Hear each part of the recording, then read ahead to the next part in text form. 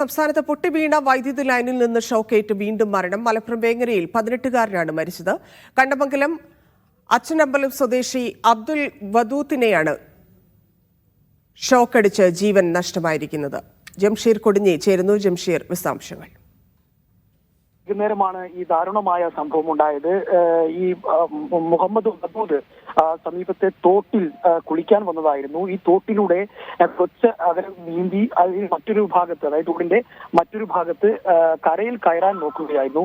ഈ സമയം ഇവിടെ വൈദ്യുതി ലൈൻ കമ്പി പൊട്ടിക്കിടക്കുന്നുണ്ടായിരുന്നു. ഇതിൽ പിടിക്കുകയായിരുന്നു, അറിയാതെ അതിനകത്ത് പിടിക്കുകയായിരുന്നു എന്നുള്ളതാണ് നാട്ടുകാരിൽ നിന്ന് നമുക്ക് ലഭ്യമാകുന്ന വിവരം. തുടർന്ന്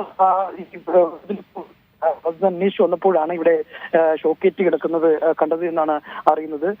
ഉടൻ തന്നെ നാട്ടുകാരെ വിവരം അറിയിക്കുകയും ആശുപത്രിയിൽ എത്തിച്ചെങ്കിലും ജീവൻ രക്ഷിക്കാനായില്ല.